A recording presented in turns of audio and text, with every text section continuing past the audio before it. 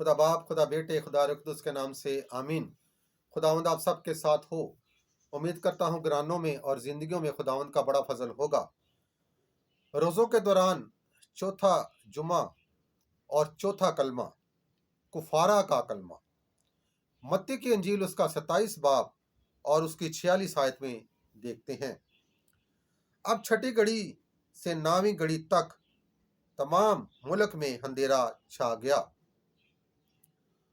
اور 9ویں گھڑی کے قریب یسوع نے بڑی آواز سے چلا کر کہا، ایلی ایلی لما شبقتانی، یعنی اے میرے خدا تو نے مجھے کیوں چھوڑ دیا۔ آمین۔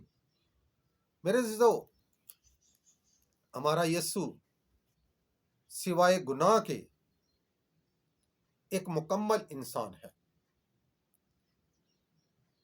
اور انسان ہونے کے ناطے ہمارا یسوع اس بات کو بڑی شدت سے محسوس کرتا ہے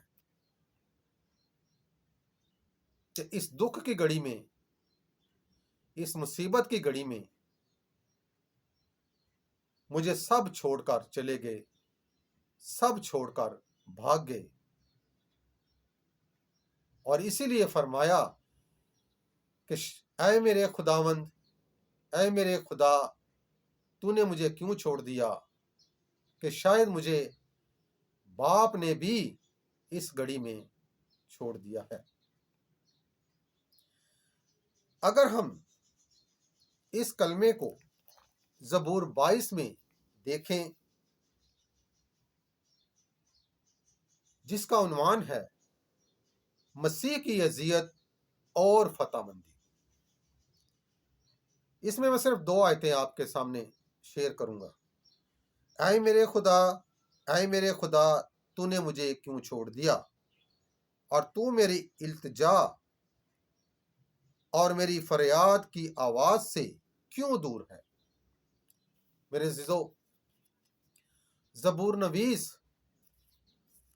ہمارے یسوع کی اذیت اور فتح مندی کو بڑی ترتیب سے ہمارے سامنے رکھتا ہے، اور بڑی ترتیب سے وہ ہمارے ساتھ اس کو شیئر کرتا اور بیان کرتا ہے۔ اور اگر ہم اس پورے زبور کو پڑھیں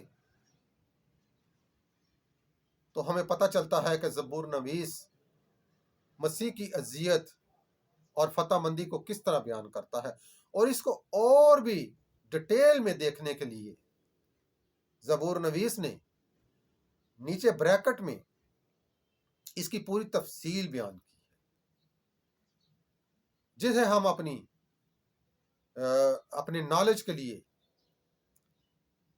اس کو دیکھ کر مزید معلومات حاصل کر سکتے ہیں۔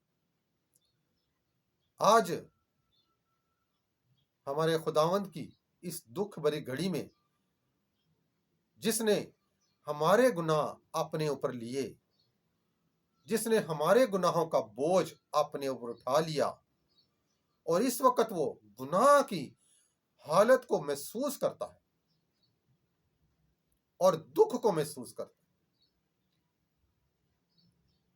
اور زیادہ تر وہ اس بات کو محسوس کرتا ہے کہ اس دکھ کی گھڑی میں مجھے سب چھوڑ کے چلے گئے، سب چھوڑ کے بھاگ گئے، اور شاید باپ نے بھی مجھے چھوڑ دیا۔ اس لیے فرمایا کہ اے میرے خداوند تو نے مجھے کیوں چھوڑ دیا۔ آج کا یہ کلمہ جو ایک بہت ہمت ہمیں دیتا ہے، اس میں ہمارے لیے ایک سبق بھی ہے کہ یہ کلمہ پستی سے شروع ہو کر بلندی پر ختم ہوتا ہے۔ یہ کلمہ کمزوری کی حالت سے شروع ہو کر فتح مندی کی حالت میں ختم ہوتا ہے، یعنی اسی میں ہمارے خداوند کی فتح ہے۔ آج میری خداوند سے دعا ہے کہ جو دکھ، جو مصیبتیں جو اس نے ہماری اپنے اوپر لے لی، ہمیں ان دکھوں میں इन मुसीबतों में रूहानी तौर पर शामिल करे, ताकि हम भी अपने खुदावंद यीशु मसीह की इस अजियत और दुख को अपनी जिंदगियों में महसूस करें, अपनी जिंदगियों में उसका तजर्बा करें, ताकि हम उसके बेटे और बेटियां कहलाने के काबिल हो जाएं। ये सब कुछ मांगते और पाते हैं तेरे प्यारे बेटे अपने खुदावंद यीशु मसीह के नाम से, आमीन। आप भी बोलें आमीन।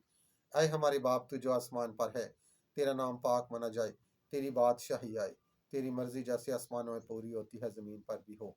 हमारे रोजीना की रोटी आज हमें दे, और जिस तरह हम अपने कर्जदारों को बख्शते हैं, तो हमारे कर्ज हमें बख्श दे, हमें आजमाइश में ना पड़ने दे, बल्कि हमें बुराई से बचा, क्योंकि बादशाहत, कुदरत और जलाल हमेशा तेरा ही है, आमीन। सलाम मरियम पुरफजल, खुदावन तेरे साथ है, तू औरतों में से मुबारक है, मुबारक है तेरे पेट का फल यीशु।